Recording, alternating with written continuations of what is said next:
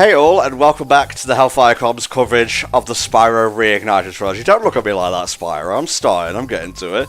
So yeah, first things first, I know we're all about Spyro right now, but between the last recording session and this one, they've already gone and bloody leaked/announced Crash Bandicoot 4 It's About Time. And going with the name Crash 4, which is very confusing for the fact that in Japan, Wrath of Cortex is called Crash 4. Yeah, with Crash's crazy kawaii design. They did the same thing for Spyro and Ratchet and Clank. They gave Ratchet really huge eyebrows for some reason I don't really understand. Yeah, some of those designs, when they redesign them for Japan, I'm like, I'm not sure about this, but I actually really like Crash's Japanese design. I think it works good for him. The rest of them, not so much. But yeah, made by Toys for Bob, the people behind at least Spyro 1 Reignited. Not sure about the other two. But if you're wondering where Vicarious Visions are, I imagine they're still working on Crash Team Racing right now. Finishing that off and whatnot. There are a few complaints about designs for like Crash, Cortex, and Coco already, but Toys for Bob, they like to take a few liberties with character designs, spruce things up. We won't be getting the trailer proper until like Monday. What's the date today, Tanner? Today is Saturday the 20th, so be the 23rd Monday. There you go. I can't do numbers while playing video games. Are you crazy? But yeah, we'll get the full thing then. So I guess on the final Spyro thing, we'll be able to talk about it. Or maybe Astral Chain, because that might come sooner. I mean, by the time this video actually goes up, I think it'll already be out for other people to watch anyways. Secrets? Gotta love a secret room. Stooby! Like Stoob! Ew, I'm a fusion of Stewie and Scooby. Ew, mother, I'm a dog. Sorry. Anyway, this is the Evening Lake, the thing I should have talked about at the fucking start of the video, but I was too hyped for Crash 4. It's the penultimate hub world of the game. That's a fucking whale. Let's just go into his mouth. Whales should not have human-like teeth. I'm gonna be very honest. That's a bit strange. Oh, very apt.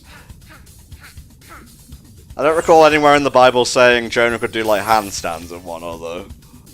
It's in the original Hebrew interpretation. It got translated out.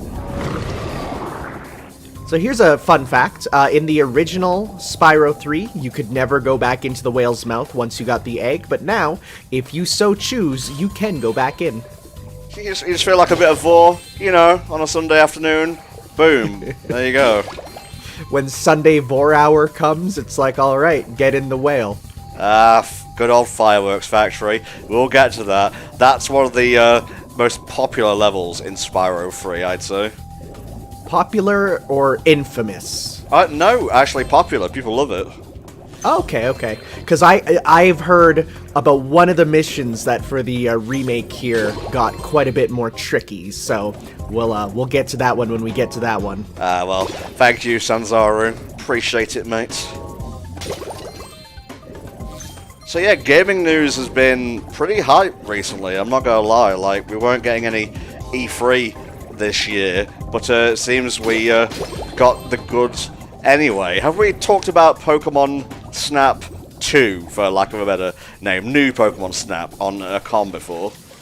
We did talk about it just a little bit in Astral Chain, just because we were taking the pictures and I said it's like training for it. But otherwise, no, I don't think we've actually discussed it properly, because there's a lot more going on in Astral Chain to talk about. Oh yeah, but man, it has been just a bit over 21 years, actually, since that first game, and let me tell you, your boy's ready for a bit of photo-taking action. Oh man, Pokemon Snap is the type of game that I've played like in every section of my life from birth to now. I'll like replay it like once every 2 years, and it's like every time it just is another amazing experience. Aw. So I'm gonna be real, I kind of teared up when I saw that apple be thrown at Pikachu. I've seen multiple people tearing up because, like, you know me, I like reactions. I watch reactions, and yeah, I counted at least 3 people crying. I'm honestly a little sad that I didn't record it that morning. I really thought I really wanted to. Also, hi Kakarot. Hi, Stuart. Aw, you should have been playing the drums. Well, I'm pretty sure that this guy is, of course, named after Stuart Copeland. Oh, yeah. As we've learned, almost all the Dragon Egg babies here are named after people who worked on the game. You just know that would be like a spin-off of a Spyro cartoon, Dragon Egg Babies. Oh, yeah, for sure. They'll make their dreams come true. With fire. Or bubbles, for some of them. We do have another friend to rescue here, but, you know, I gotta get eggs first. Ted, what are you doing here? Ted, named after Ted Price, the CEO of Insomniac Games. There you go. He hates Pikmin 2 as well. God.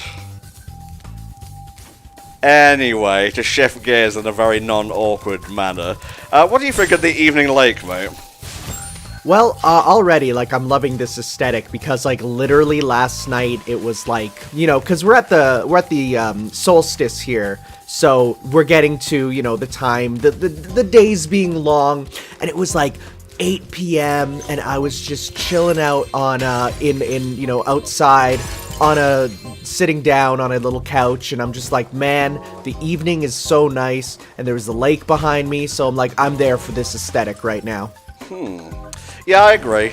I always found it one of the most comfy areas of the game. Bentley, I believe, is up here. Let's go see him. The sorceress has a real prize on her hands here. He hates it. 24 Rhinox to capture this dim-witted furball. You know who hates it more is the Finding Bigfoot team, who have finally been outmatched. No deal, dirtbag. Very well then. I was having a rather good time poking him with a stick anyway. What a fucking asshole. And you know, because it's him, it's probably like some gold-plated stick, too. He strikes me as more of a ebony kind of guy, or ivory, if you catch my drift. Shot the elephant himself. Okay, if as and it is. Where are you getting all this money, Spyro? A small cost to bear. Is it? Puns. More like a small bear to cost. care. Because It's he's, mine he's a now. big bear. Never mind. I understand, Tyler, it's fine, don't worry. So, Bentley's redesign. It has grown on me, I won't lie, but it's probably, even over Sheila, the most drastic change, because in the original, he was very cuddly, and he's still cuddly here to a certain degree, but he looks much older as a result. I think it's the beard. Yes. It's the beard and also the fact that, yeah, just the depth added to him in terms of the amount of hair, you know, where the original, he was just a big hair-colored blob. If you want to laugh, go look up one of the Spyro 3 box arts and just have a look at Bentley's blank expression there. Like, he got caught, like, out of the loop. Someone took his picture without his consent. Yeah, no brain cells, head empty. That's what it looks like. I like Bentley as a playable character, though, and his personality is fun. So we'll go to Bentley's Outpost once we're done collecting stuff here. Actually, now that I'm looking at it, it really looks like they were inspired more by the A Hero's Tale design for Bentley. In terms of the color scheme, it's really similar, and the general shape. The only thing that was added in the Reignited was, yeah, that beard that got added there. For the rest of it, though, yeah, it looks very much way closer to A Hero's Tale. Where are you pointing me, Sparks? Over here? Ah, Charmed Ridge. That's where the other disappearing thing is, I believe. Alright, well, we'll get that when we get there. Oh, cool. I didn't realize I was that close. Oh, nice. Now we just need to get the last of the eggs, and I actually need to consult the guidebook for this one. Glide to the tower. Well, it seems like it is one that is above the water. Makes sense. Huh. Guess I have to swim to get back. Ah, no! Oh no, we don't want accidental vor, no! I didn't want to go. But his gravitational force just sucked me in, so it did. He gave the big whale suck. Please no, Tanner. Jesus, no. Okay, frozen altars, that's the other ice level. Right, now how do we get to this egg? Because I've completely forgotten. It says glide to the tower, so if we were to look at the map here... did you climb up the... Yeah. Yeah, climb up there and glide over? Yeah, it makes sense. It makes perfect sense, so it does, Tanner. Yeah. Righto. Easy peasy. Look at us overthinking this. Well, I've got so much game news on my brain that I forgot the simplest of things, like, oh, Spyro can glide. Or, you know, sometimes you just need to jump off place to go to other place. Indeed. Alright, Bentleys Outpost. Technically an ice level, so I guess oopsie doopsie, we fucked up. There's 3 ice levels in the game. No, you know it is, but these like friend levels are more themed towards the friends than the actual levels there. Well, I guess so. I have to laugh. I saw a post saying Toys for Bob aren't a good developer because there has to be a fade in when Spyro goes through a portal now instead of a clean transition. I mean, yeah, I'm sure like they could have programmed it like in the original, but there's clearly some Insomniac magic going on there. Right, so instead of a charge, he has a spin, which actually looks great. Yeah, that looks awesome. And instead of fire, he just has a smash. Hello. Hey bro, it'd be really cool if you smashed that boulder. He looks pretty close to the original, actually. Let me take a look at what Bartholomew here looks like in the original. He has a smartphone, so that's new. Yeah, you know what? I don't mind them updating to give... Like, there was a time when people would say, like, whoa, are they actually putting in smartphones and stuff in video games? That's pretty cringe. And it's like, well, it's kind of a part of our everyday life now, so I don't think it's, like, just following a trend to give a character a smartphone. Oh my god, you bashed that child's brains in. I didn't expect him to have collision, I'm sorry. So you are right, he does look quite similar to his original there. It's just they really took it was kind of like an off-white in the original, almost like an off-white yellow color for them. Kind of a brownie, where they instead now it's like, no, you got like the clean, crisp white fur on them. To deflect the snowball into the gong. I bet we can make the roof cave in. Alright, let's do this shit. Really? There we go. That was a very slow-moving snowball, but whatever works. I think that was a case of that's how it was in the PS1 version, and you just gotta keep it going. Brian! Oh no, here comes a car! Brian, look out! What a shock! See, again, the various demographics between us. I was thinking of Brian from Life of Brian. You were thinking of Brian from fucking Family Guy. I think all the time about the people who got the tattoos that say R.I.P. Brian, only for him to be revived the next episode. That's right, Tanner. Our dog, Brian Griffin, is dead.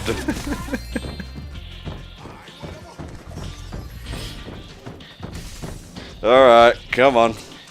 I need your jewel, your gem, give it to me. Nice.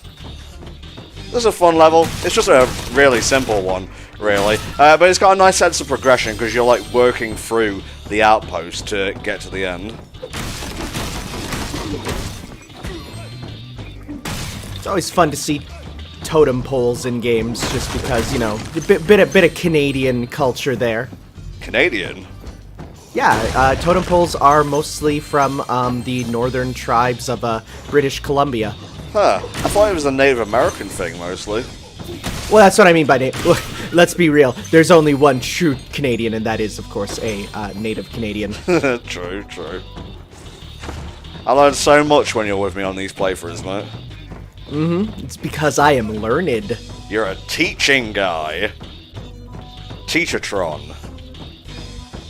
And so on, etc. Alright, throw me another snowball. Another gong. Great. I bet we can cause an avalanche with this one. I don't know what he's going for with his voice there, but he sounded a little bit obnoxious, which I guess worked for a little brother. Yeah, it makes sense for that. What? Did someone just chuck a snowball down? Anyway. We take those? Here's a skill point for you. That's a rather easy one. It is, because I don't think you can get stuck either is the thing. I love Devil May Cry. Love it.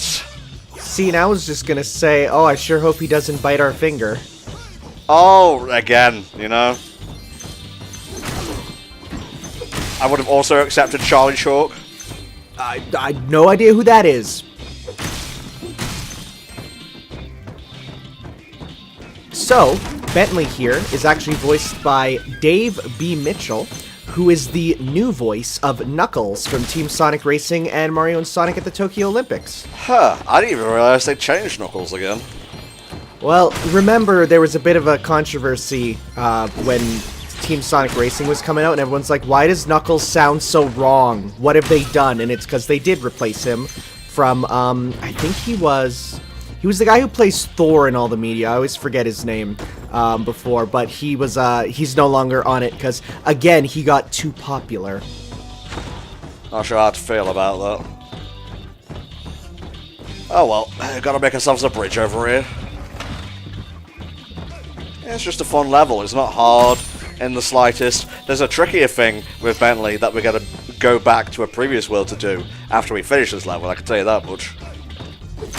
Excited to see what that is for him. Oh, I keep forgetting you haven't, like, fully 100% of the game and whatnot. Nope, I've, like I said, I watched some speedruns, but they were not done in the proper manner.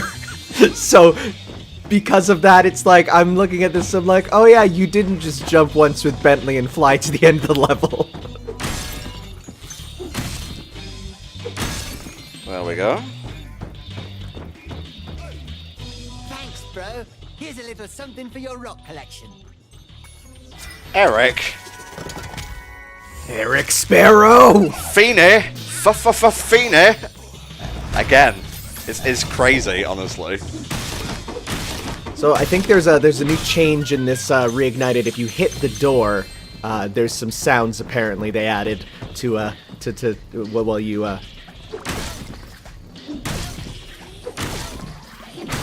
Yeah, I can hear him going, oh! Oh! I think it's literally you just clipping the door and hitting him some more. Yeah, now that is a satisfied 100%. Whoa! And there he goes. Oh, I'm being sucked into a portal turbine, so I is.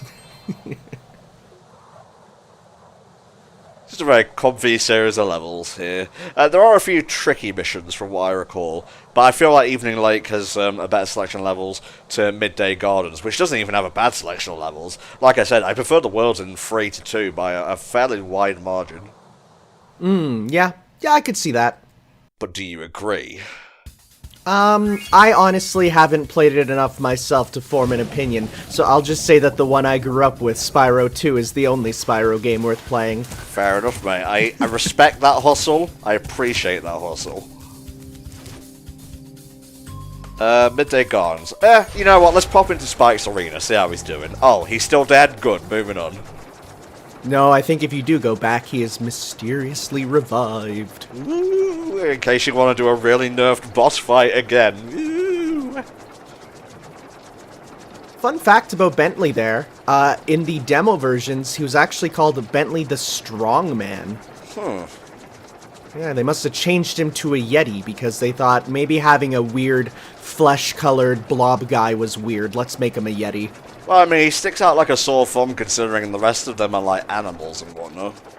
It's a bit more consistent now with the designs all being, you know, a bit more updated, I'd say. Alrighty. Coming back to a world I've 100%ed, it makes me feel like a god. Yeah, you get that little pop-up and you just go, I did that.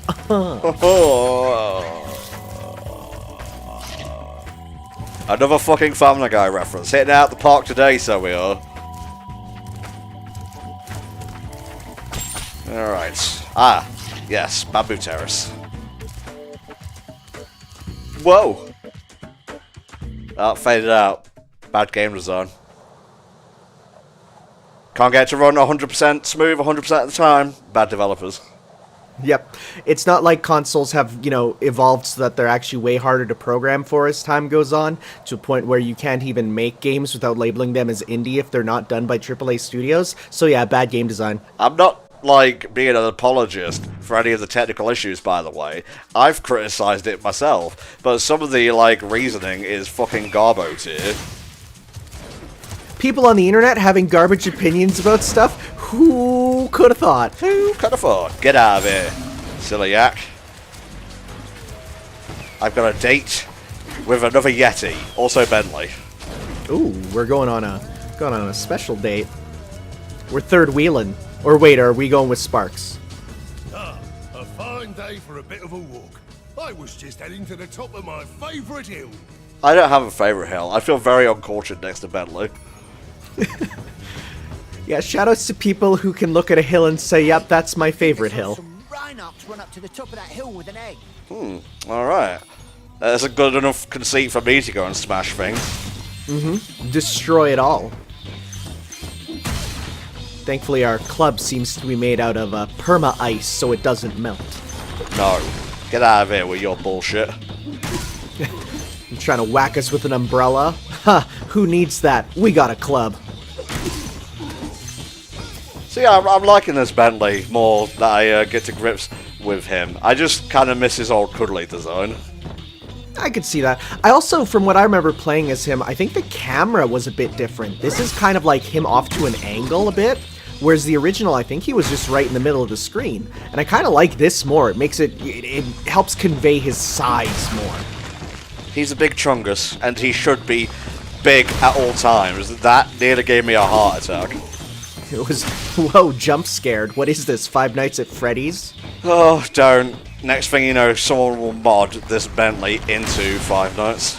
I'm sure it's already happened. There's so many of it.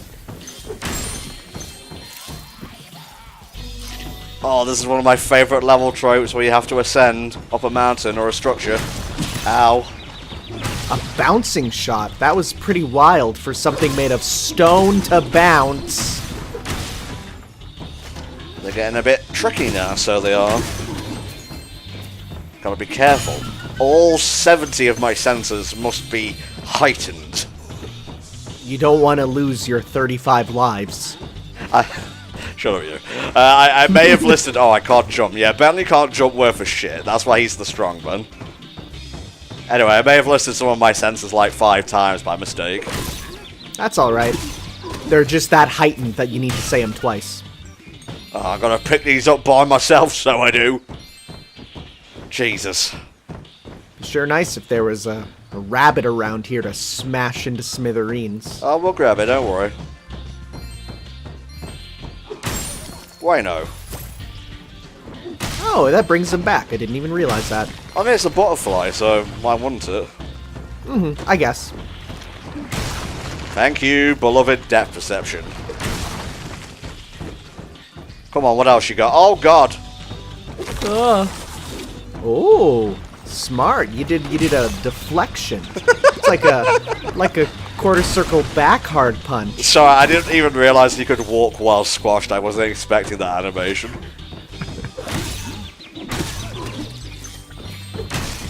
So yeah, I'm taking hits aplenty, but I'm also a boss, so whatevs. Yeah, we are a large fellow who can take them. Yeah, all gems. And Brubeck. What in tarnation is a Brubeck? Is there anyone named Brubeck on the team? What is that name? Maybe it's a nickname. Okay, I may have confused a level with Bamboo Terrace. I think it's Frozen Altars, where the Bentley minigame is.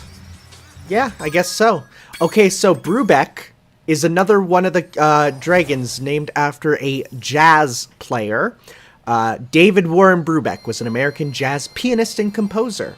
So it's another one where they're just like, we need names for dragons, and some guy on the staff, you know, holding a saxophone with a twirly mustache said, yo, let's put in some jazz singers. Nice. You should check out the story mode for Dreams on PS4 if you like jazz. I watched Vinny play it. It was actually pretty comfy.